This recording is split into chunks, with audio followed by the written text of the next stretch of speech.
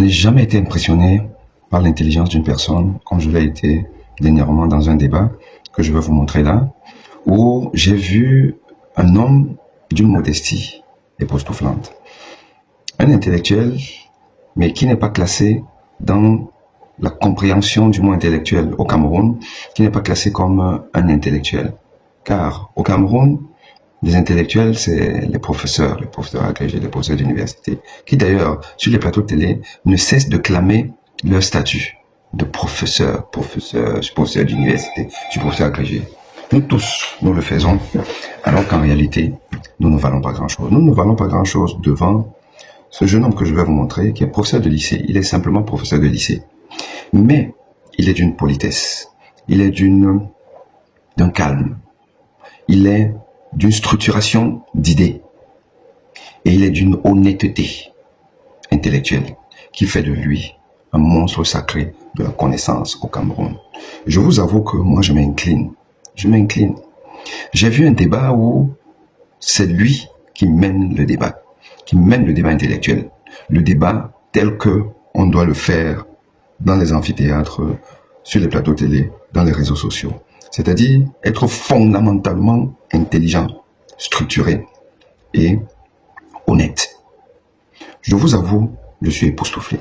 Et je vous invite à suivre ce débat, ou du moins j'ai fait les séquences sur les interventions de M. Amadou Bachirou. J'ai fait une compilation de ces séquences. Mais vous pouvez voir l'entièreté du débat en premier lien, où vous voyez un monsieur qui, même quand il est attaqué sur sa vie, sur sa dignité, il reste quelqu'un de très au-dessus. Il survole par son calme, par son respect de l'autre. Et moi, j'invite mes confrères universitaires, les Missanga-Nyamdine, et je parle de Missanga parce que je l'aime bien, mais c'est quand même l'exemple par excellence de celui qui est le jeu du monde intellectuel, qui a tous les diplômes, qui enseigne dans toutes les universités, qui s'habille toujours de sa toge. Mais je vous avoue que la vraie toge, ce n'est pas celle qu'on proclame, mais celle qu'on démontre. Et monsieur le professeur de lycée, Amadou Bachirou, m'a démontré que il est un vrai professeur d'université. Et que moi, face à lui, je suis rien du tout. Je ne suis rien du tout. Nous ne sommes rien. Ça aussi, c'est ce que nous allons reformer au Cameroun, le Cameroun de demain. Nous allons reformer l'enseignement au Cameroun et la promotion des intellectuels au Cameroun. Nous allons reformer ça. Il y a plein de professeurs qui sont lolo. J'en suis le premier. Mais qui se prennent pour les nombreux du pape. Parce que si en réalité, les titres de professeurs développent un pays, le Cameroun serait la première puissance du monde. Tellement, nous ne faisons que ça. Sur les plateaux télé, sur la place publique, à parler de nous, à parler de nos CV, à parler de nos diplômes. Mais en réalité, quand on rentre dans le débat, c'est souvent un peu moyen. Bravo à toi, mon cher petit frère, Amadou Bachirou. Et continue. Et on donnera la parole à Amadou Bachirou pour son premier jet aussi. Mais on sait qu'Amadou a quelques problèmes de connexion parce que malheureusement le Cameroun c'est ça. On espère qu'il est là et qu'il va pouvoir déjà se présenter et accueillir tous nos web auditeurs. Amadou Bachirou, vous avez la parole. Merci beaucoup, professeur Boni, de m'avoir passé la parole. J'espère que vous me suivez. Vous l'avez si bien dit, nous avons toutes les difficultés que vous n'ignorez pas concernant la connexion Internet. J'ai dû me déplacer de mon salon pour me retrouver dans un coin de la rue afin que je puisse participer à votre émission qui est si importante. Je saluerai également au passage mon copanéliste, professeur Jimmy, à qui j'exprime tout mon honneur d'être à ses côtés et d'échanger avec lui pour éclairer la lanterne de nos compatriotes. Vous allez peut-être me signaler si jamais vous n'arrivez pas à me suivre parce que je me dis que cette connexion à tout moment peut se couper. Alors, c'est très important de participer à votre émission parce que vous avez choisi un sujet si important que celui qui concerne actuellement l'actualité bouillonnante sur la scène politique en particulier et concernant les régions septentrionales. Vous avez bien fait et nous en sommes très reconnaissants de nous convier à cet échange parce que vous essayez tout au moins de faire autrement. personnellement, j'ai toujours été gêné de voir comment est-ce qu'on peut parler du septentrion avec des personnes qui, pour la plupart, pour certains, ne sont jamais allées dans aucune des localités de la région, des régions septentrionales. Je fais partie de ceux qui pensent que, en plus des amphis, en plus des livres, en plus des documentaires, on gagnerait à faire un tour dans les régions septentrionales pour pouvoir avoir de la consistance dans nos analyses concernant les régions septentrionales. J'espère que le professeur Jimmy en a fait un tour, parce que je suis convaincu qu'avec cela, il va y arriver. Maintenant, je voulais réagir par rapport à un certain nombre de propos concernant l'alternance. L'alternance, à mon sens, ce n'est pas forcément d'un parti à un autre. Moi, je pense qu'on parle d'alternance, ça vient du verbe alterner. Le fait même de changer un individu vers un autre, on peut parler d'alternance, parce que ces individus, bien qu'ils soient peut-être d'une même formation politique, peuvent être porteurs de deux projets différents. Et là, on peut parler d'alternance à la tête d'une nation, parce que ils ne sont pas obligés de gouverner de la même façon. Il peut y avoir rupture entre deux hommes politiques qui s'alternent même au sein d'une même formation politique. Il ne faudrait pas qu'on pense que l'alternance est toujours quitter du parti au pouvoir vers l'opposition. Non, ça peut aussi être d'un homme vers un autre, même s'ils sont dans un même parti politique. Maintenant, pour ce qui est de lutte contre les indépendances et le rôle que le président doit jouer, je pense qu'il ne faudrait pas que je rentre dans le débat pour ne pas déjouer la thématique qui est retenue par le professeur Boni. Sinon, j'avais beaucoup de choses à dire là-dessus. Et voilà, la parole qui m'a été donnée, il me semble, était juste pour me présenter et fixer le décor. J'espère que les échanges seront très appréciés par vos, je sais pas, on les appelle comment, web auditeurs. Oui, web auditeur. Justement, mais Bachiro, en termes de présentation, ce que j'aimerais donc pour que nos web auditeurs sachent davantage où vous êtes, parce que on sait que vous jouez un rôle très important dans l'éducation des masses dans le Grand Nord. D'ailleurs, je crois savoir que les 100 000 signatures, peut-être de contestation ou plutôt d'adoubement, vous en faites partie. Dites-nous un peu, clairement, quelle est votre position, justement, en tant que société civile, en tant qu'éveilleur de la conscience des masses? Quel est votre positionnement au niveau du Grand Nord? Bien, moi, je commencerai par compléter peut-être ma présentation pour l'information de vos web auditeurs. Je suis Hamadou Bachirou. Je suis professeur de lycée en service au lycée de Loum, dans la région du littoral. Ça fait déjà 7 ans que j'y suis. Et voilà, je poursuis mes études en informatique. Je suis informaticien. Et voilà, sur le plan de l'engagement citoyen, je suis leader de plusieurs organisations qui militent pour l'éveil des consciences des populations de la région de l'extrême nord. Notre dernière action à date était notre refus catégorique, notre contestation concernant la mobilisation de 100 000 jeunes dans la ville de Maroua. J'ai été en tête de file parce que j'étais le porte-parole des filles et fils de la région de l'extrême nord réunis au sein d'un collectif qu'on appelle Kofifilex, collectif des filles et fils de la région de l'extrême nord. Nous avons repoussé avec la dernière énergie et je suis convaincu que vous avez vu ça dans l'actualité. Nous faisions partie de ces jeunes qui se sont levés pour dire qu'on n'a pas besoin d'entasser, le terme est bien choisi, les jeunes comme du bétail pour appeler à la candidature d'un homme politique. Et nous avons essayé à travers cette initiative de leur rappeler que la région de l'extrême nord a plusieurs autres défis plus importants que des concepts politiques creux. Ensuite, nous sommes régulièrement sur les réseaux sociaux. Nous menons des activités visant à sensibiliser davantage sur les inscriptions sur les listes électorales, sur la participation citoyenne au développement.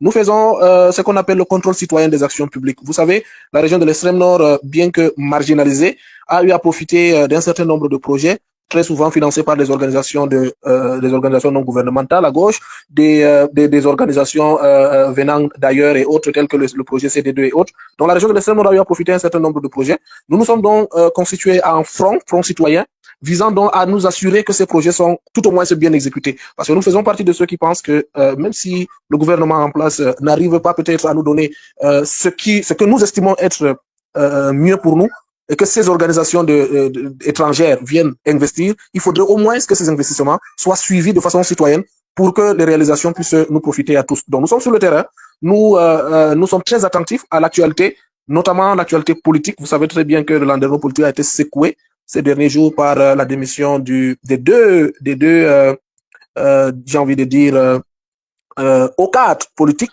de Septentrion, à savoir le ministre d'État Bello et le ministre Issa Chiroma Bakari.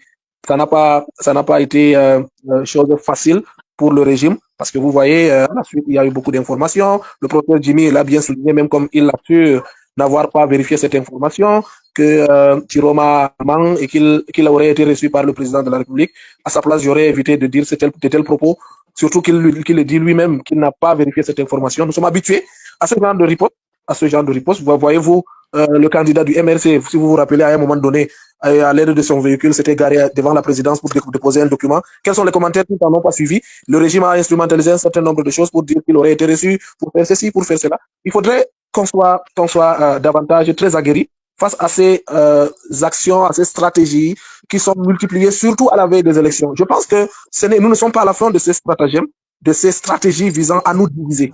Voilà, il faudrait que nous, en tant que leaders d'opinion, qu'on soit davantage aguerris et qu'on choisisse justement l'information qu'il faut passer au peuple. Surtout que moi, je suis convaincu que nous sommes de bonne foi. Voilà, je suis convaincu que nous sommes de bonne foi et c'est la raison pour laquelle nous devons distiller plutôt la bonne information visant à nous permettre d'avancer. Pour moi, l'avancement, c'est quoi? C'est de nous débarrasser de cette malgouvernance. C'est de nous débarrasser de tout ce que nous sommes en train de subir comme injustice. Ce n'est pas un crime de le dire sur votre plateau, monsieur le professeur Meboni. C'est un droit citoyen, c'est une obligation citoyenne, j'ai envie de le dire ainsi, de réclamer qu'il y ait justice, de réclamer qu'il y ait de l'eau pour tout le monde, parce que les populations en tout cas, il y aurait le temps de vous dire les souffrances. Vous n'en avez même pas besoin parce que vous voyez régulièrement dans les journaux et tout, des jeunes qui meurent à la recherche de l'eau, des jeunes qui meurent parce qu'il y a incursion. La localité de Sakmé qui a vécu 3 attaques de Boko Haram en un mois récemment dans la région de l'extrême nord. Vous êtes sans ignorer que nous avons des problèmes de route. Ça a été témoigné même par les élites du régime, à savoir le ministre Atangadi qui était au volant sur la route de Garoua-Gaoundéré. Alors quand on pleure, ce n'est pas pour faire pitié, mais c'est pour dire que dans le terme peuple, il y a également le septentrion. Voilà. Et ce que je voulais dire pour ce qui est de ma première prise de parole. Très bien, Bachirou. Vraiment, j'apprécie énormément. Je pense que le professeur Jimmy Yam aussi apprécie, même les web auditeurs apprécient le calme, le caractère affable et surtout la modestie qui habille vos propos. Et je suis d'accord avec vous que nous tous les Camerounais, nous devons savoir raison garder et être modestes, être prudents et tenir compte de ce que malheureusement, il y a beaucoup de personnes qui véhiculent des informations parfois qui sont erronées, parfois à tort ou même à raison, et que nous devons nous garder, être péremptoires lorsqu'on dit certaines choses. Et à propos du journaliste Sismondi Balé Bichoka, bon, ça m'amuse un peu parce que je sais que c'est un journaliste qui a déjà eu à dire des choses à propos de moi, parlant de moi, pas vouloir dire du mal de moi, mais en ayant dit des choses de manière complètement farfelue, hors sujet, me concernant. Et moi, ça m'amusait. Donc, c'est dire qu'en fait, nous devons être tous prudents. Et je pense que, comme vous l'avez si bien dit, le professeur Yam est de bonne foi. Nous tous, nous sommes de bonne foi. Et nous voulons le progrès du Cameroun. Et nous allons simplement avoir un exercice où, si quelqu'un a vraiment le sentiment que son point de vue finit par trébucher face à l'argumentation adverse, on aura l'élégance de dire que oui, on s'est peut-être trompé, il faut voir les choses autrement. Moi, j'ai déjà eu à changer d'avis sur la démission d'Issa Chiroma. Pour les gens qui me suivent, j'ai eu une approche une première fois, j'ai eu une deuxième approche après. Ma deuxième approche a même été un peu confirmée par son propos, qu'on va écouter tout à l'heure. Mais bon, peut-être que je n'ai pas raison, peut-être que lui-même n'a pas raison, peut-être que ceux qui pensent que voilà, tout ça là, c'est pour rien, peut-être qu'ils ont raison. Il n'y a que le temps qui est le juge de paix. Mais maintenant, nous faisons des analyses avec nos propres arguments et on espère qu'in fine, on aura raison, mais en plus, le plus important, c'est pas qu'on ait raison, mais que la raison triomphe. La raison, c'est que le Cameroun soit mieux gouverné demain. Et donc, Amadou Bassirou, on venait d'écouter la vidéo de Issa Chiroma. On venait d'écouter sa vidéo. Alors, quels sont les arguments pour vous pour considérer que M. Issa Chiroma est sincère dans ce qu'il dit et est dans l'optique, justement, d'un changement vers une alternance politique réelle? En quoi on peut considérer que là, nous avons un homme sincère? Et je poserai la question à Professeur Yam, que en quoi, pour vous, Professeur Yam, cette vidéo est un non-événement parce que finalement, elle n'apporte rien et que c'est un homme qui n'apporte rien de nouveau sur l'enjeu politique au Cameroun. Donc, Amadou Bachirou, vous avez la parole. Ok, merci beaucoup, professeur. J'ai des soucis énormes de connexion. J'espère que je me fais bien comprendre de votre côté là-bas, que vous m'écoutez parfaitement. Bien. Je dois d'emblée relever un fait indiscutable. C'est-à-dire, je dois d'abord vous dire qu'il est difficile, voire impossible, de donner un pronostic réel lorsqu'il faut juger les actes d'un homme politique. Il est très difficile de dire si Chiroma est sincère ou il n'est pas sincère, surtout connaissant l'homme. Il faudrait d'abord qu'on soit clair là-dessus. Et de façon générale, même les hommes politiques. Parce que, par essence, l'homme politique est comme le caméléon. Il peut dire quelque chose aujourd'hui et demain, il change. Alors, connaissant aussi Chiroma, ça s'aggrave davantage parce qu'il nous avait habitués au retournement de ses propos. La preuve, qui aurait cru que Chiroma devait revenir nous dire de tels propos, lui qui nous avait assimilé le président Paul Biya au soleil. Voilà. Bien. Mais ça ne nous empêche pas d'analyser sa vidéo. Dans sa vidéo, il y a un certain nombre d'indices. Vous savez, lorsque quelqu'un fait une vidéo ou un voice, il y a justement des scientifiques, ou alors mieux, la nature humaine arrive à détecter un certain nombre d'indices qui peuvent renseigner sur la sincérité de l'auteur. Lorsque moi j'ai vu la vidéo de Chiroma, j'ai vu un homme qui, de par ses propos, dégageait le sérieux, dégageait une sincérité. Et je vous en veux pour preuve un certain nombre d'éléments que vous pouvez vérifier dans sa vidéo. Je prends d'abord la première partie de sa vidéo où il déclare que le Cameroun n'est pas gouverné. Il va jusqu'à nous donner des illustrations parfaites de son argument. L'une des illustrations est le fait que depuis 14 ans, il n'y a pas eu de conseil de ministre au Cameroun. Il est allé jusqu'à nous dire qu'il y a deux clans qui se sont formés au sein de l'appareil de l'État et qui confisqueraient le président actuel. Une information qu'on avait déjà eu à recevoir d'un certain nombre de voix non officielles, notamment des lanceurs d'alerte et autres, qui viennent d'être confirmés par tout un ministre de la République. Il a eu le culot, j'ai envie de le dire ainsi, de nous le dire en nous regardant dans les yeux. Et ce n'est pas rien. On peut interpréter ces propos dans un premier temps comme étant une volonté manifeste de vouloir se positionner et de berner les Camerounais. Mais la fin de sa vidéo nous renseigne à suffisance sur le caractère de l'homme qui vraisemblablement veut finir autrement qu'il en a commencé. Je m'explique. On dit chez nous, mieux vaut bien finir que de mourir dans l'erreur. Chiroma est en train, pour ma part, de vouloir avoir une bonne fin en faisant amende honorable.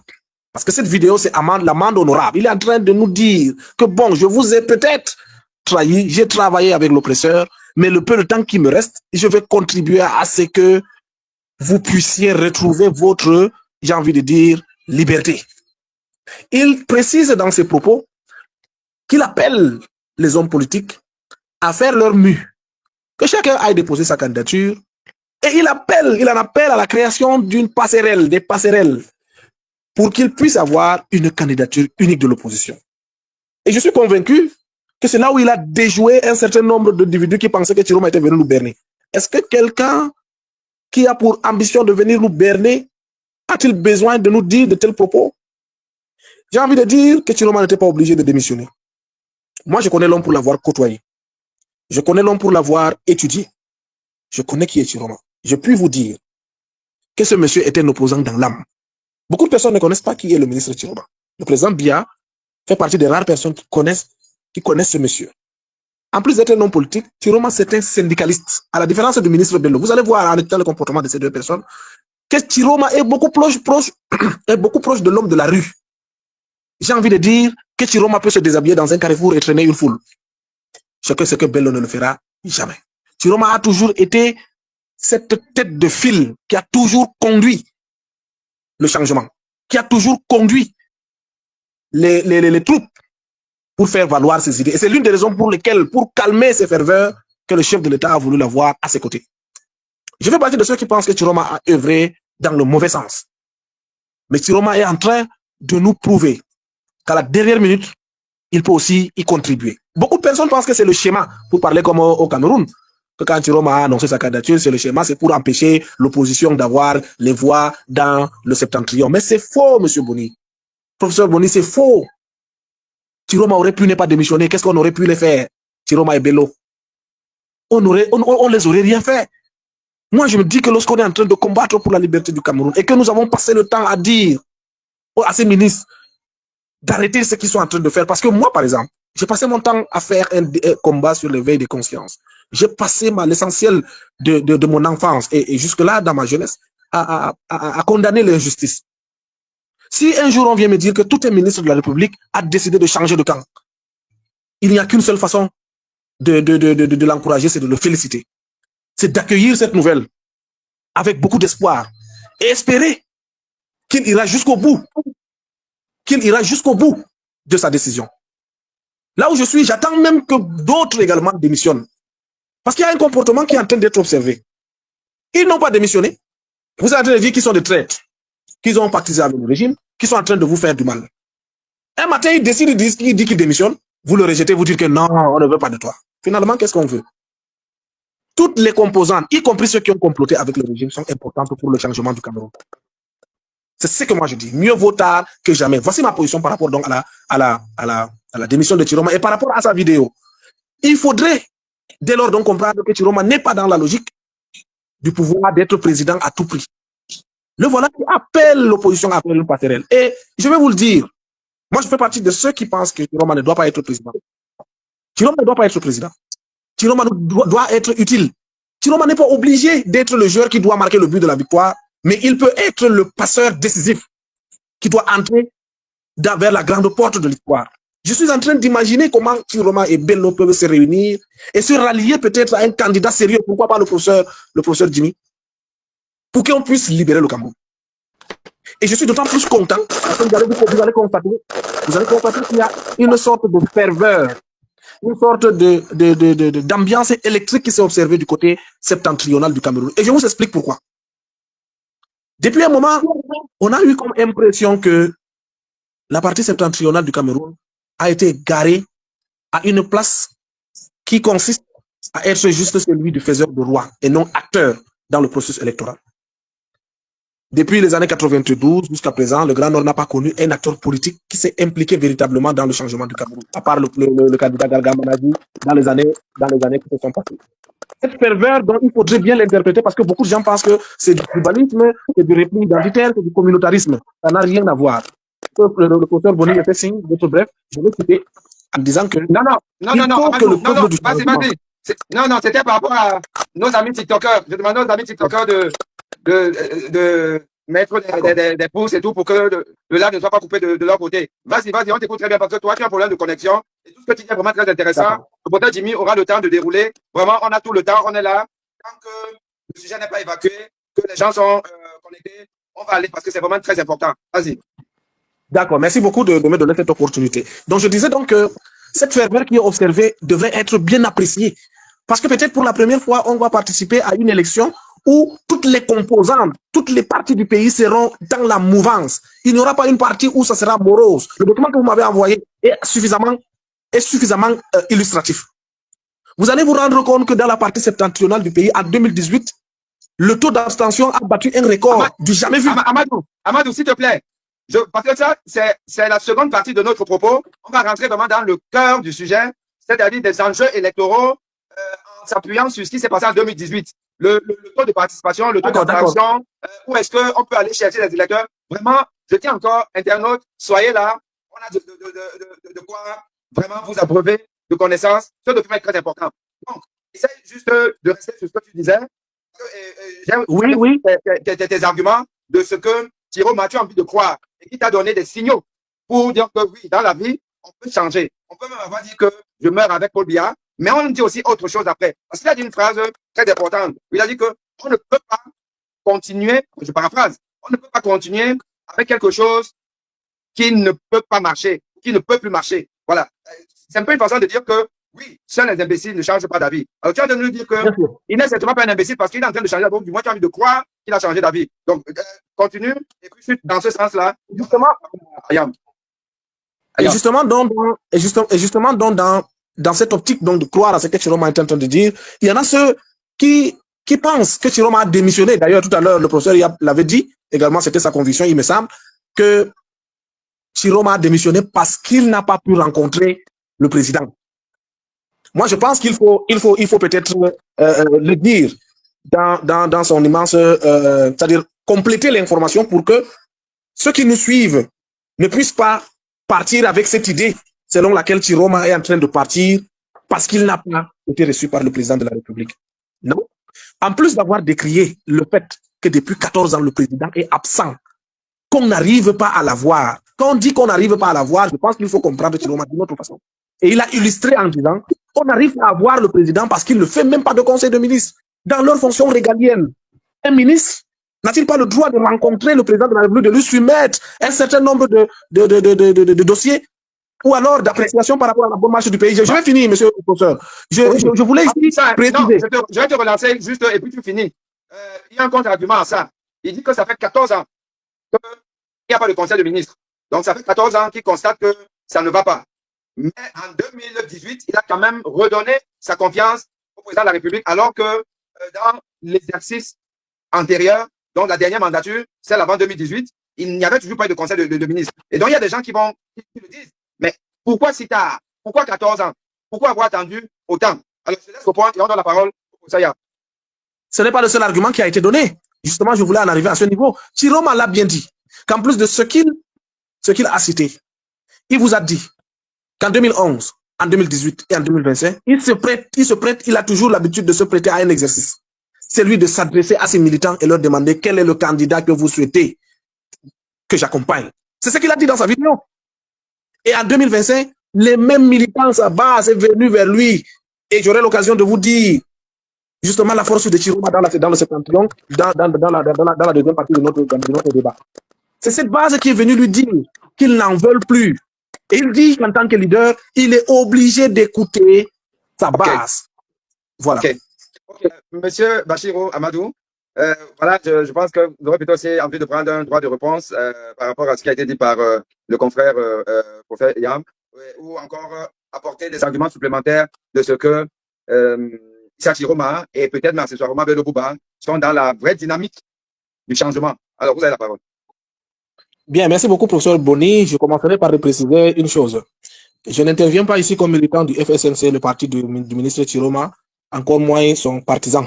J'interviens, vous l'aviez bien annoncé, comme acteur du changement, membre de la société civile qui milite pour l'éveil de confiance. Les analyses que je suis en train de donner ici sont juste des avis que j'aimais ici.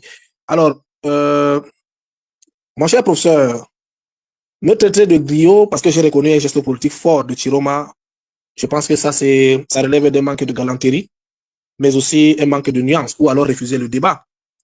Personnellement, je l'aurais pas fait je l'aurais pas fait à votre égard. Je ne chante pas pour les hommes, je décrypte les faits modestement. Vous auriez pu peut-être vous attaquer aux faits et non peut-être me traiter de griot. Mais cela étant, je pense que si parler de pensée par moi-même et donner mes analyses fait de moi un griot, alors je pourrais aussi dire que votre dogmatisme vous range du côté des gardiens des néants. Bien, cela étant, je voulais juste apporter dans cette précision. J'aimerais dire que la rupture, et je le réitère, la rupture que Chiroma est en train de nous faire comprendre est un acte politique fort que nous ne devons pas négliger. Chiroma aurait pu continuer à bénéficier le confort du régime.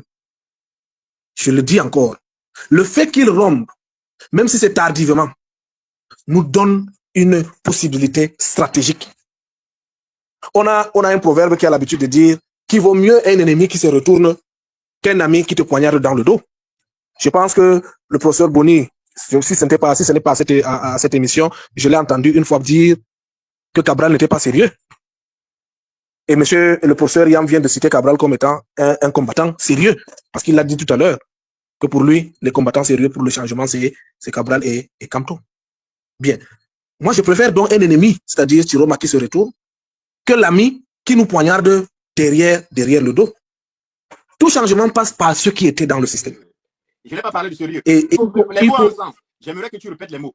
Je dis encore, les mots ont un sens. Je n'ai pas dit sérieux. Oui. J'ai dit que ce sont des leaders politiques actuellement. Il y a Camto, il faut remettre. Je n'ai pas dit des leaders sérieux. Ça, c'est un jugement de valeur. Quand tu parles, je dis que ce sont des leaders, les grands leaders politiques actuellement. Et c'est vrai. Sur la scène internationale, moi, je ne connais pas d'autres. Ou à moins de me citer d'autres. Mais je ne l'ai pas dit sérieux. je vous le conseille. Ça démontre au moins que vous n'avez pas eu la même patience que moi quand vous m'aviez traité de griot. Vous aviez voulu immédiatement intervenir. Bien, on passe. Je voulais donc dire ici que tous les changements sérieux se fassent, pour ma part, avec des figures de l'intérieur. Et Chiroma est une figure de l'intérieur. Il faut qu'on tire profit de ces gens de Chiroma et de Bello qui sont en train de se retourner contre le régime. On ne peut pas gagner cette guerre en rejetant tout ce qui vient au front. Ce n'est pas possible. Et c'est l'erreur qu'on a eu à commettre depuis des années. Penser qu'il y a un monopole pour l'opposition, penser que l'opposition c'est telle et telle, et que les autres n'ont pas la possibilité de s'opposer. Mais si les Camerounais avaient réfléchi, avaient le même logiciel, dans la même lancée que le professeur Yam, on n'aurait pas dû croire à Kamto. On n'aurait pas dû croire à Kamto qui a fait 7 ans au gouvernement de Biya et qui a démissionné. S'il faut aller dans le même sens, ça veut dire que Kamto est un pion. Non, il faut arrêter de berner les Camerounais. Souvent, on pense qu'on est en train d'aider les Camerounais alors qu'on ne sait pas qu'on est en train de les noyer. La politique n'est pas un concours de morale. C'est un rapport de force. Chiroma a de l'influence dans certaines zones du septentrion. Alors, Bachirou, le fait, ça, oui. Ça, justement, ce que vous dites là, vous allez démontrer ça tout à l'heure parce que c'est comme c'est le deuxième volet. C'était juste de façon superficielle. D'accord. Ne vous inquiétez pas, c'est de façon superficielle que je le dis. Refusez donc de connaître les ruptures. C'est de refuser les opportunités. Parce que les démissions de ces leaders politiques constituent des opportunités pour tous ceux qui veulent le changement. Le comportement de ces leaders qu'il a cités le démontre la suffisance. Vous avez vu à quel point ils sont en train d'observer, Cabral est en train d'observer, Kamto est en train d'observer. Ils auraient pu venir faire des communiqués et dire que ce sont des traîtres, oh, c'est le RDPC qui est en train de vous manipuler. Non! Ils sont attentifs. Parce qu'ils savent, Kamto qui a été dans ce gouvernement pendant 7 ans, il sait très bien de quoi Chiroma est en train de parler. Quand on parle de l'information, quand on dit que Chiroma n'a pas donné une information, mais est-ce que Chiroma vous a dit qu'il était en train de vous informer? Je dis que je ne défends pas Chiroma, j'analyse les faits, j'analyse les propos de Chiroma. Quand il dit que le conseil des ministres n'a pas été tenu depuis 14 ans. Mais bon sang, ce n'est pas une information, moi je suis d'accord avec vous. Mais il est en train de vous donner ses motivations. Qu'est-ce qui l'a motivé? Parce que la vidéo peut avoir donc pour titre les motivations de sa démission.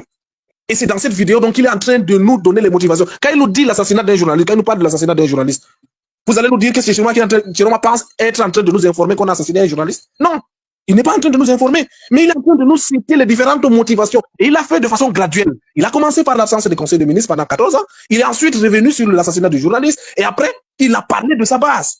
Bien, il faudrait qu'on le lui concède. Pour ma part, je ne suis pas là pour dire que Chiroma a raison ou pas. Parce que moi-même, je fais partie de ceux qui pensent, je voulais bien dire qu'il a été du mauvais camp. Mais pour le moment, à l'état actuel des choses, il faut impérativement qu'on s'assure. Ce n'est pas le cri de l'oiseau qu'on mange, mais sa chair. On sait très bien que Chiroma a été du mauvais camp. Mais saisissons l'opportunité de leur présence dans l'opposition pour pouvoir booster notre combat. Bachirou, oui, avec votre permission, je vais vous donner rapidement mon point de vue sur ce débat-là qui vous oppose. C'est très bien, parce qu'en fait, vous êtes tous les deux des représentants de deux opinions, justement, que partagent les Camerounais. Il y a ceux qui pensent que Chiroma est sincère, ceux qui pensent qu'il n'est pas sincère. Tout le monde est d'accord que c'est quelqu'un dont il faut prendre les propos avec beaucoup de précautions, car il est coutumier de beaucoup de pirouettes et surtout beaucoup d'allégeance au régime. Ça, c'est clair. Mais évidemment, on est obligé de faire certaines analyses. On est obligé de se poser la question de savoir, quand bien même on peut partir, on peut faire semblant de partir du pouvoir, parce qu'en réalité, c'est une mission qu'on nous a confiée pour siphonner l'opposition et capitaliser pour le pouvoir. Est-ce qu'on est obligé de donner autant d'éléments forts? Est-ce qu'on est obligé de dire tout haut ce que tout le monde sait tout bas, mais qui n'est jamais dit par des gens qui sont du camp du gouvernement? Moi, j'ai retenu deux choses.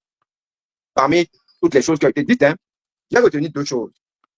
J'ai retenu que Issa Chiroma a parlé de Martinez Zogo. Et croyez-moi, ça me parle. Ça me parle sérieusement. Comme membre du gouvernement, avec la solidarité gouvernementale qu'on connaît, le droit de réserve qu'on connaît à tous les fonctionnaires, que tu vas nous dire que allez, je vais utiliser le terme parce que TikTok est là, mais les Assa de Martinez Zogo sont au pouvoir, sont à côté de Paul Biya. et que Paul Biya ne fait rien, je vous avoue que c'est une accusation qui est très forte de la part d'un membre du gouvernement. Et quand on le met en mission, si c'est qu'il a été mis en mission, je pense que on se serait gardé de lui donner aussi cet élément-là à mettre sur la table. Martinez Zogo est en train de nous, en train de nous dire que les gens qui ont zigouillé Martinez Zogo sont en liberté et ils sont au pouvoir, ils sont à côté de Paul Biya. Il est en train de nous dire que les instructions de Paul Biya, où il a donc commis une commission mixte et tout ça là, c'est du vent. C'est ce que Martinez Zogo nous dit. Et ça, c'est très fort. Il est en train de nous dire qu'un Ngongo n'est pas étranger à ce qu'on voit là. C'est ce qu'il est en train de nous dire. Et ça, c'est très fort. Moi, je dis encore que, honnêtement, on ne peut pas passer le temps à être simplement dans la défiance et la suspicion de l'autre. Parfois, il faut donner le bénéfice du doute, quitte à se tromper après. Parce qu'en réalité, ce serait une sacrée opportunité si Chiroma était vrai. Nous devons faire comme si c'est vrai. Nous devons même l'obliger à changer de camp. Nous devons l'obliger à changer de camp si c'est qu'il est dans le mauvais camp. Par notre croyance, par notre croyance, nous devons l'obliger à être sincère par obligation. Donc ça, c'est le premier élément. Le deuxième élément, c'est que Issa Chiroma, nous dit que il faut une candidature unique de l'opposition. Bon Dieu, chers Camerounais, ça fait peut-être 2 ans que nous tournons. Je veux bien que M. Maurice Kamto soit l'homme politique le plus important du Cameroun et qui a été passé par l'avènement de l'affaire Chiroma. Mais quand Chiroma n'était pas là, Maurice Kamto n'a pas pu former une candidature ou une coalition de l'opposition. Il n'a pas pu. Et ce n'est pas sans manquer de volonté. Il n'a pas pu. Cabral n'a pas pu. Les autres n'ont pas pu. L'opposition est éclatée. Le groupe de Douala vient à la rescousse, mais on voit comment c'est compliqué. Donc, si un monstre du gouvernement dit que lui n'est pas avec le gouvernement et qu'il pense qu'il faut une union sacrée de l'opposition, je pense qu'il ne nous a pas dit que ce leader de l'opposition là, ce sera moi. Venez voter pour moi que je sois président. Il n'a pas dit ça. Mais il dit que nous devons former un truc là. Et je pense que c'est ce que le groupe de Douala demande depuis.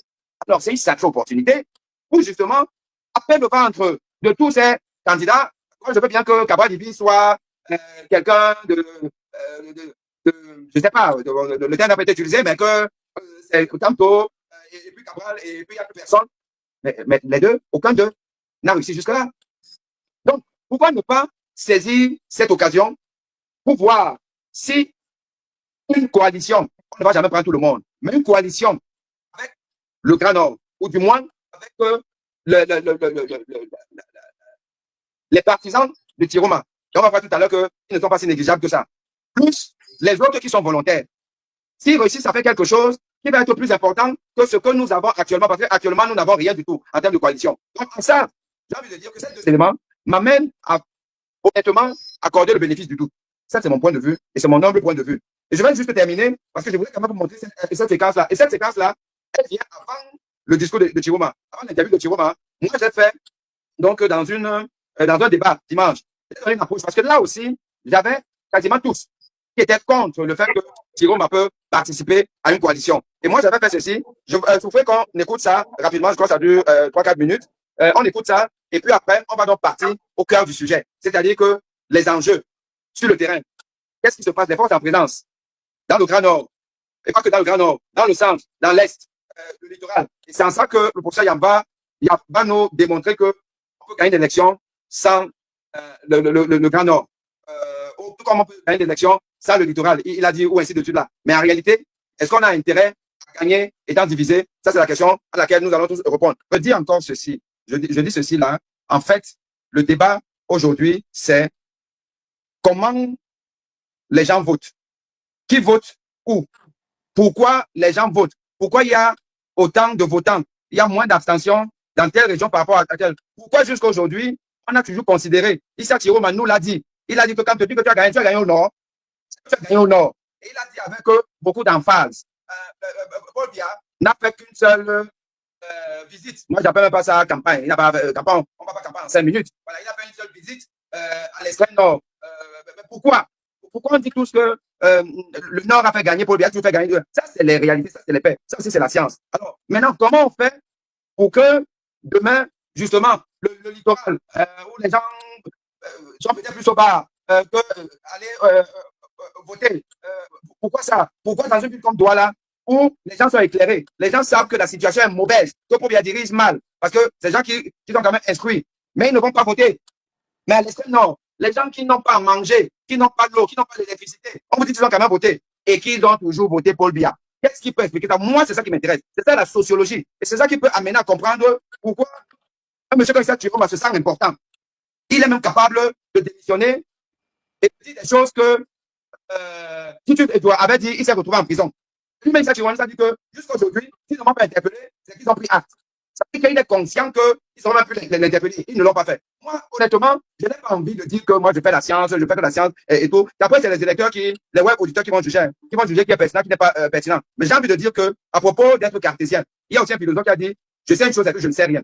Et ça, on appelle ça de la modestie. Donc moi, j'essaie d'être un peu modeste. Je veux dire que bon, qu'est-ce qui se passe? Est-ce que je maîtrise tout? Est-ce que j'ai toute la cartographie? Est-ce qu'il n'y a pas quelque chose qui m'échappe? Est-ce que le fait de dire que même Libi, j'ai envie de même Camto, peut gagner seul, sans partir et tout. Moi, je veux bien pour ce miracle, mais j'ai envie de dire que jusque-là, Camto n'a pas gagné seul. En 2018, on sait qu'il n'a pas gagné. Cabral, il est même parti en vacances rapidement, accepté qu'il n'a pas gagné. Bon, donc, ceux qui n'ont pas gagné en 2018, et on a là les chiffres, je vous ai montré ça. Ceux qui n'ont pas gagné en 2018, comment on peut me dire que par miracle, en 2025, ils peuvent gagner alors qu'ils ne se saluent même pas, ils se fuient, ils n'ont jamais été ensemble, ils refusent d'être ensemble et tout. Moi, c'est ce que je veux comprendre. Très honnêtement, c'est ça que je veux comprendre. Et c'est en ça que je vais dire que oui, là, je suis sorti d'un débat, j'ai appris quelque chose. Bachirou, Amadou, vous avez la parole, donnez-moi votre analyse et après on va revenir vers le professeur Yab. Allô?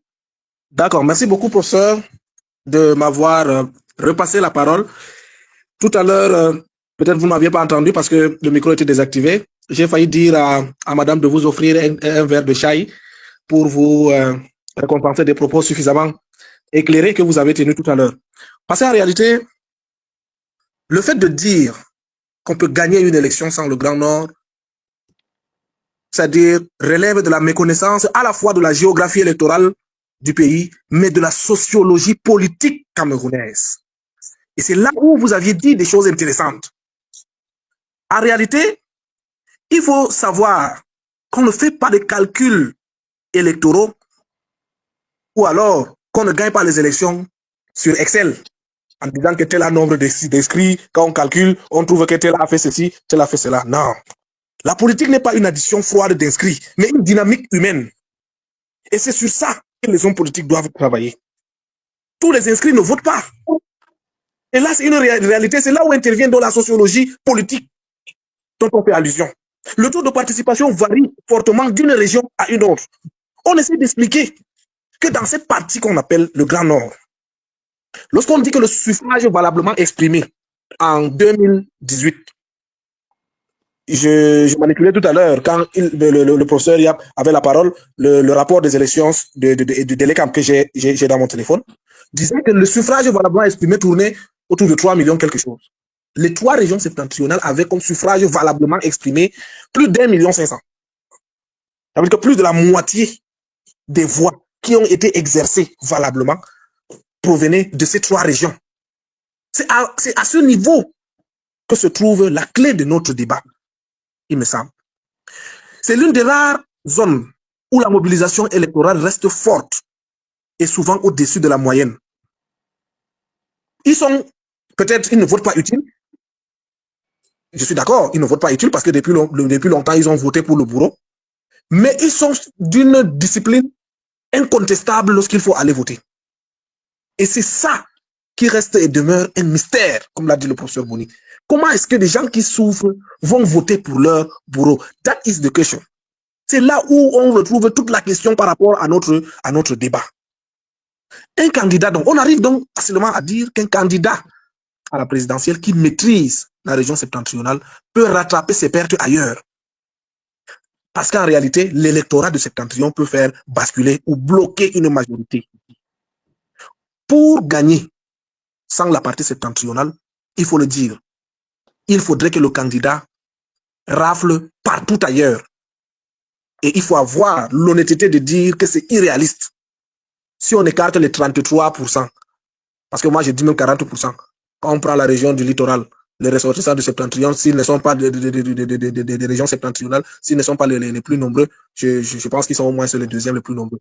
L'Institut national des statistiques disait que les bensicunaires qui sont à Douala sont à 75% originaires des régions septentrionales.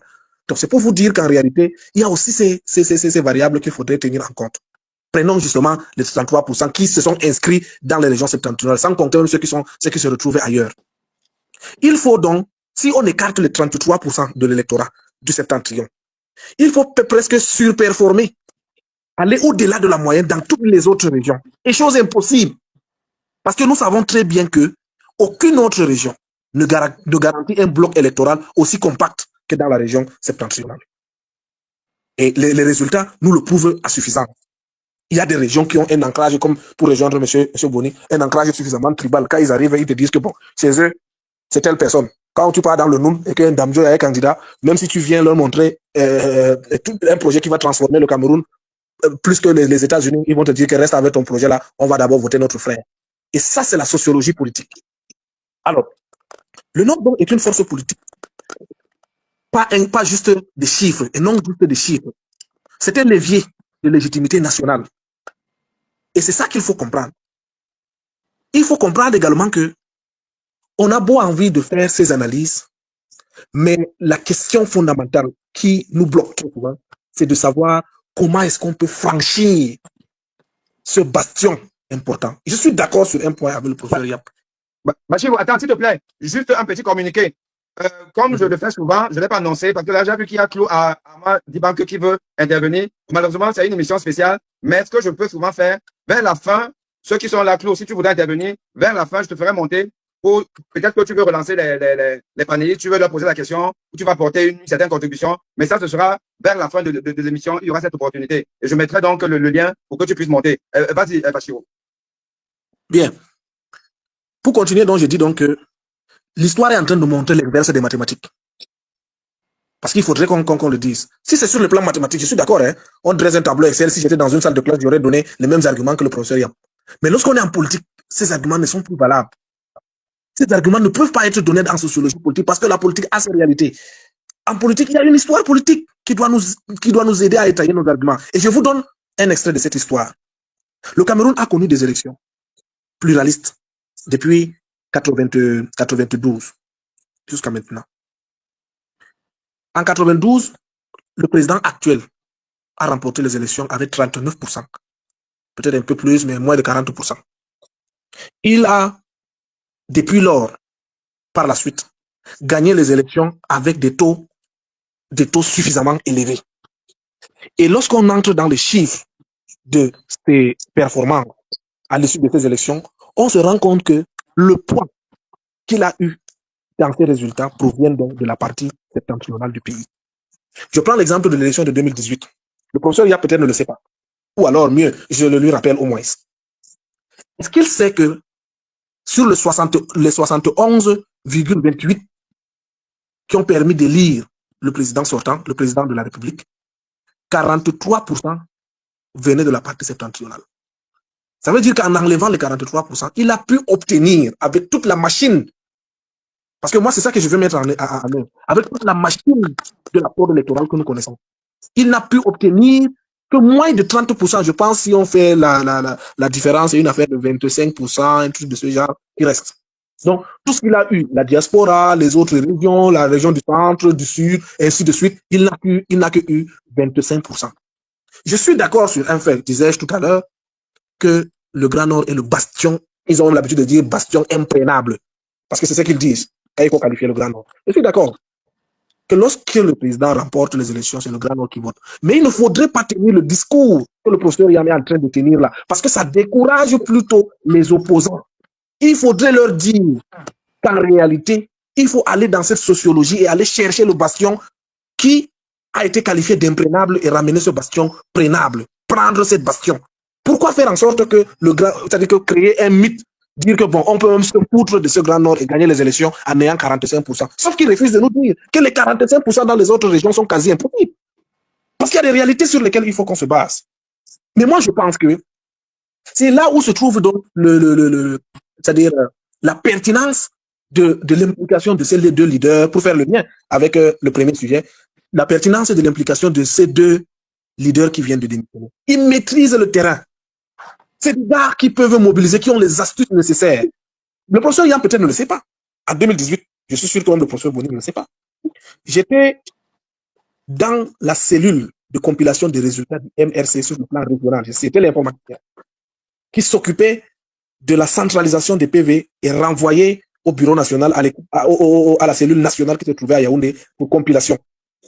Je suis l'un des rares jeunes qui sont en mesure de démontrer avec chiffres et preuves à l'appui le nombre de voix que Maurice Kamto a effectivement obtenu dans la région de l'extrême nord. J'ai ça dans mon plan. Tous ces PV. Parce que tous les PV venaient auprès de moi, je les scannais et je transmettais. J'étais au sein du MRC en tant que président des jeunes de la région de l'extrême nord. Parti pour lequel j'ai démissionné pour des raisons personnelles parce que ça m'a valu des problèmes énormes. Je suis de la famille, de la grande famille royale à Maroua. Ça m'a fallu, cette implication m'a fallu des problèmes avec mes parents parce que je n'avais pas 23, je n'avais même pas 23 ans quand je le faisais. Je fais partie des jeunes qui sont impliqués très tôt en politique. Et j'ai choisi d'entrer dans le MRC.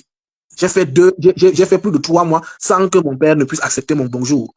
Donc, je fais partie de ces personnes qui ont été traumatisées par la politique. Et j'ai fait de l'engagement un choix personnel. Et j'irai jusqu'au bout. J'ai toutes les raisons d'être au sein du RDPC. Je suis témoin de la faute. Je suis témoin de la faute. Je sais comment ça se passe.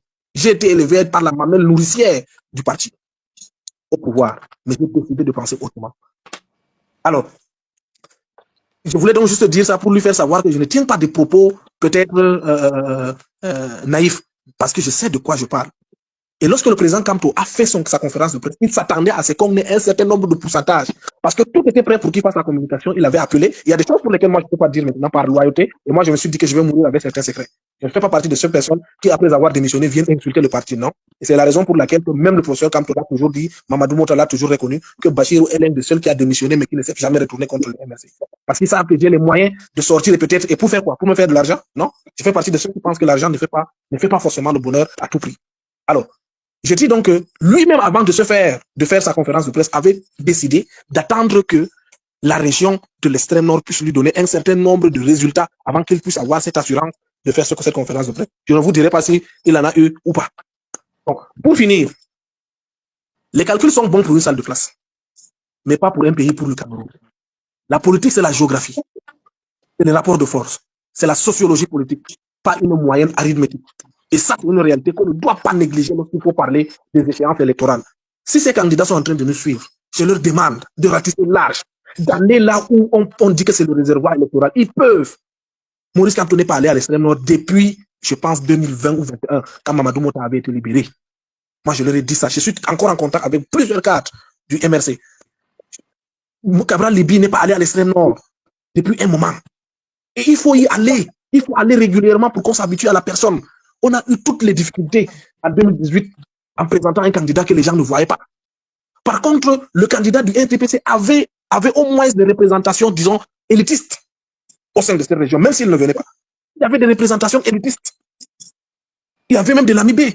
Quand vous voyez même la démission de Chiroma et de Bello, je disais à quelqu'un que vous êtes sûr que le président Biya n'a même pas anticipé à cette démission, parce que vous voyez la chronologie de ces décisions. Quelques mois avant la démission de Chiroma et de Bello, ou alors avant l'annonce de la candidature de Chiroma et Bello, le président Biya a décidé de nommer les Namibés du Grand Nord dans le comité central, au comité central du RDPC. Ce n'est pas anodin. C'est une façon de remplacer ces alliés-là, parce qu'il a senti que ça allait cuire. Il a décidé de mettre le Lamido de Maroua comme un membre du comité central. Il a décidé de mettre le Lamido de Garoua, militaire, membre du comité central. Il a redistribué les cartes dans la région de l'Est pour dire que je vais désormais m'appuyer sur ces autorités traditionnelles et non plus sur ces élus, sur ces alliés, j'allais dire. Donc voilà ce que je voulais dire à propos. Il faut faire un accent sur la sociologie électorale, il faut faire un accent sur la géographie et non se baser seulement sur l'arithmétique. Je suis d'accord avec tous les calculs que le professeur Yab a dit, mais je voulais faire cette nuance pour lui dire que les calculs ne suffisent pas. Il y a la réalité du terrain. Et moi, j'ai été confronté au terrain. Je sais ce qu'on a subi en 2018. Je sais ce qui a manqué au professeur Kamto.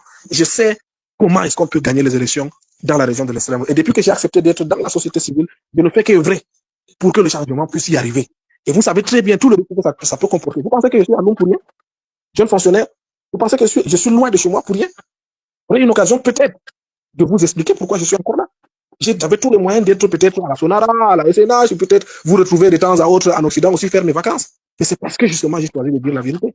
Je suis en train de courir tous ces risques. Qu'est-ce qui me garantit que l'année prochaine, ce serait pas à Loum et qu'elle serait à Woum, comme ils ont l'habitude d'affecter les gens? Mais je le dis parce que je veux que le pays change. Il faudrait que cette sociologie-là ne soit pas un mythe. Ce n'est pas un bastion imprégnable, c'est un bastion prénable. Et je finis par dire au professeur Yam que je suis d'accord avec lui. Et moi, je l'ai dit aux proches de Chiroma, que je suis d'accord. J'ai applaudi la démission de Chiroma, j'ai applaudi la démission de Bello. Mais pour rien au monde, les deux ne doivent être candidats. Ils doivent être, eux, plutôt des passerelles. Quand ils disent que les opposants doivent construire des passerelles, non. Qu'ils soient des passerelles sur lesquelles les jeunes peuvent passer pour accéder au pouvoir. Qu'ils soient des facilitateurs. Et c'est à ce titre que le peuple peut leur accorder, je ne dirais pas le pardon, mais un bénéfice de doute par rapport à tout ce qui se passe. Moi, je comprends, vous êtes légitime, votre colère envers Chiroma. Parce que c'est quelqu'un qui est arrivé à dire, à un moment donné, que une mère qui a été assassinée, la vidéo a circulé, avec ses enfants, que cette vidéo ne s'est pas déroulée au Cameroun. Il a pu le dire. Venir défendre Chiroma relèverait tout simplement de la sorcellerie. Moi, quand je me rappelle juste de cette vidéo, je dis que mais il doit porter ça dans sa conscience. Mais moi, je dis que pour le moment, ce n'est pas l'heure de la justice. Venez d'abord, on va faire le chassement, comme on a l'habitude de dire. Après le chassement, on va régler les comptes de chacun. Pour l'heure n'est pas à la dispersion.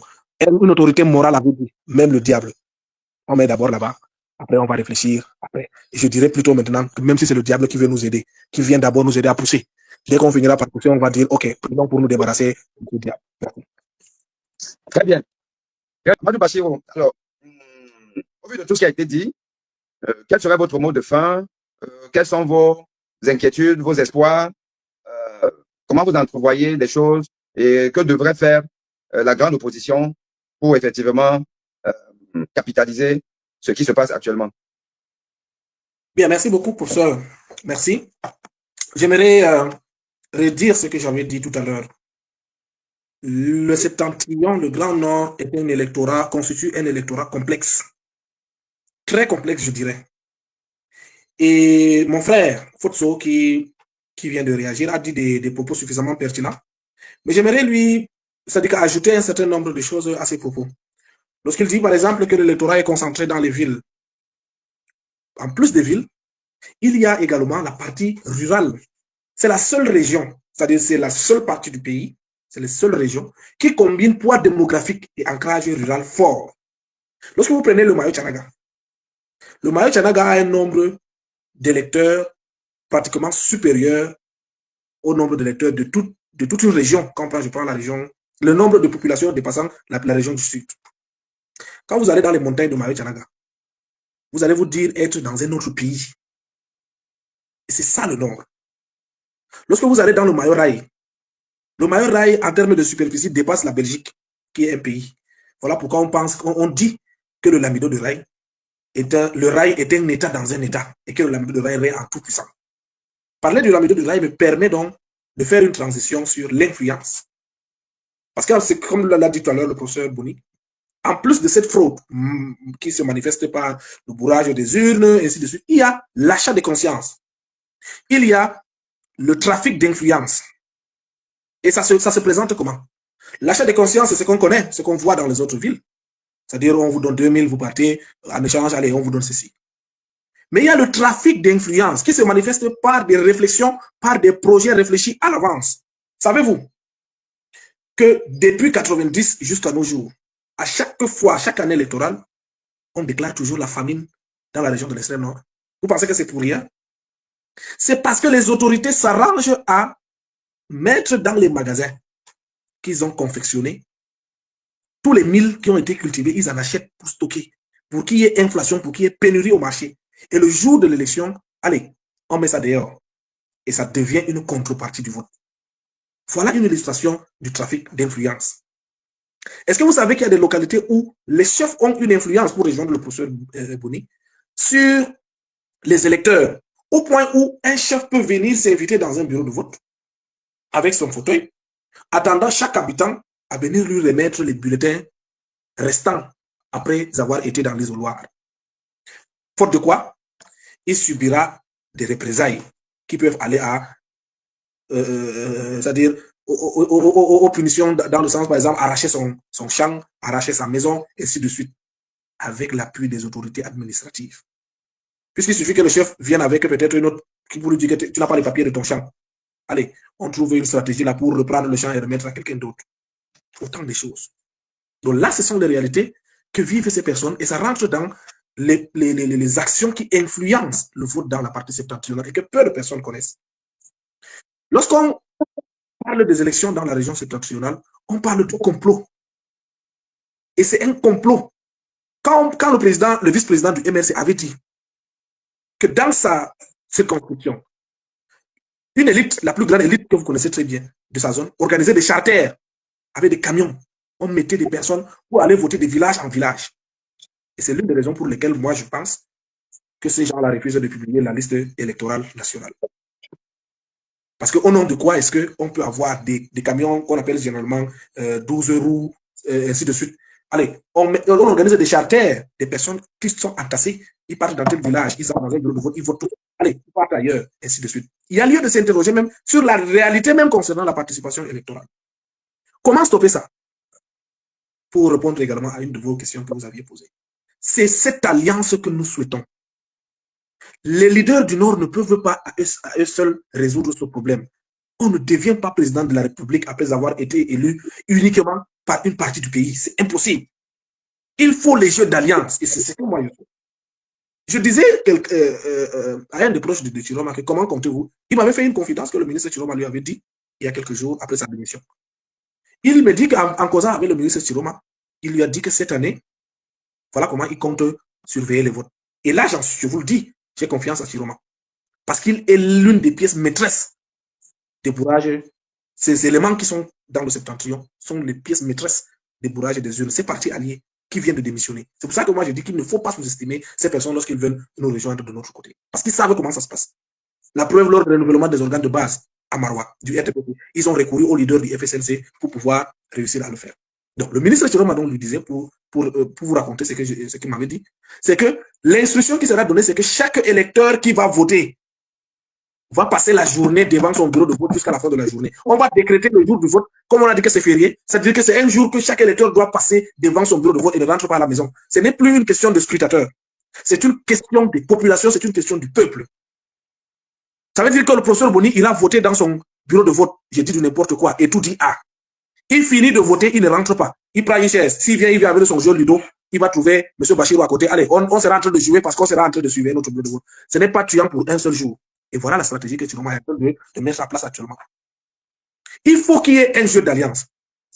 L'actualité présente a secoué la République. Vous êtes sans ignorer qu'on a convoqué tous les députés à la présidence pour consultation. Ce n'est pas anodin. Vous pensez qu'ils sont allés là-bas juste pour le saluer? C'est la conséquence de secousses qui ont été observées ces derniers temps. Et je suis convaincu que cette réunion aura pour ordre du jour comment faire pour nous maintenir. Et c'est le principal ordre du jour. S'ils s'amusent à continuer leur plan macabre, qui est celui d'écarter un certain nombre de candidats, à savoir le professeur Kanto et le candidat Cabral Libye, je crois qu'ils feraient même un service énorme au peuple. Je m'explique. Si avant ça serait du mal au peuple, ça serait un service énorme. Parce que moi, je rêve de voir des candidats qui peut-être, par la force des échecs, seront obligés de se rallier à d'autres. Roma et Bello arrivent à s'entendre. S'ils prennent un jeune au nord ou bien l'un d'eux est candidat unique chez eux, entre eux, Cabral, candidature refusée, Kanto, candidature refusée, ça va les amener à négocier. Chiroma et Kanto peuvent porter Kanto devant. Parce que moi, j'ai dit, je ne suis pas de ceux qui pensent que Chiroma doit être devant. Ou alors qu'on porte Cabral devant. Et allez, on arrive à avoir un candidat unique de l'opposition. Et c'est là où... À une condition. Je vous relance juste. À une condition. Moi, quand on me parle de Cabral, j'ai toujours un peu quelques frémissements.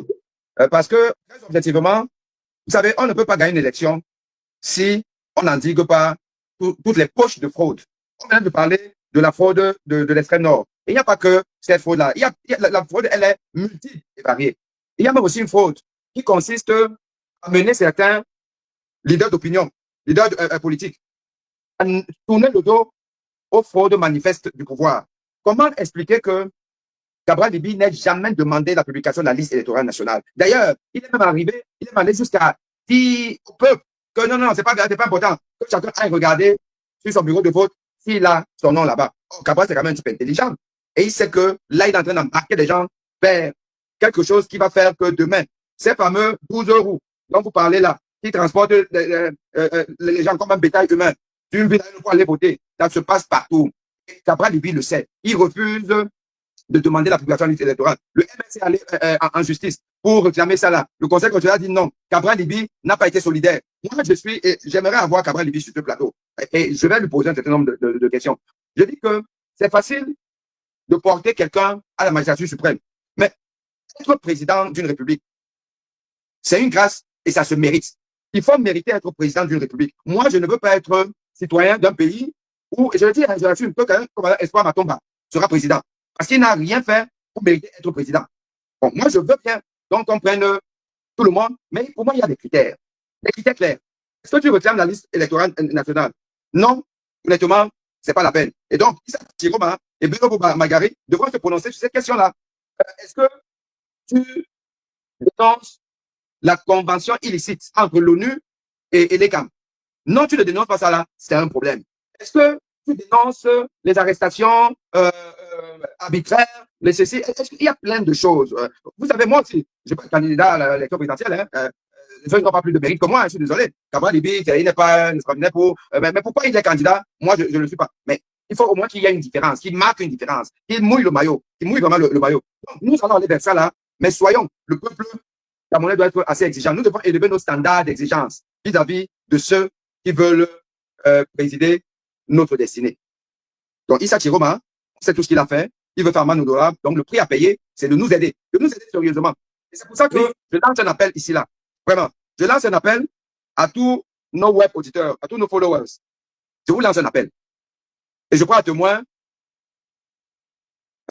Bachirou et le mot très gentil de Baoum qui a dit Aimé, tu as fait comment pour nous dénicher une personne et nordiste digne intellectuelle comme ça? Bravo. Ahmad Bachirou, vous avez le dernier mot en 1 minute. Vous dites quelque chose et puis on va lancer le générique de fin et puis nous allons nous séparer. À vous la parole. Merci, prof. Merci beaucoup. Ce fut un plaisir d'échanger avec vos internautes. Plaisir, d'autant plus que je me rends compte que beaucoup ont trouvé nos propos ici intéressants. J'espère que le peuple camerounais est désormais décidé à obtenir ce changement tant voulu et que 2025 sera une année de gloire pour le peuple du changement. Il ne faudrait pas qu'on se laisse berner, surtout des populations du Grand Nord, parce qu'il y a déjà un débat. C'est les Peuls, c'est les Tels, ainsi de suite. On a commencé déjà à mélanger les populations du Grand Nord. Il faudrait rester imperturbable. L'objectif, c'est le chassement dans l'urne. On doit le faire dès octobre. Donc, qu'ils viennent nous dire tout ce qu'ils ont à nous dire. Obtenons d'abord le chassement, on verra le reste après. Et c'est ça le slogan, comme l'a dit notre autorité morale du Nord. D'abord, installons même le diable. Le reste, on verra après.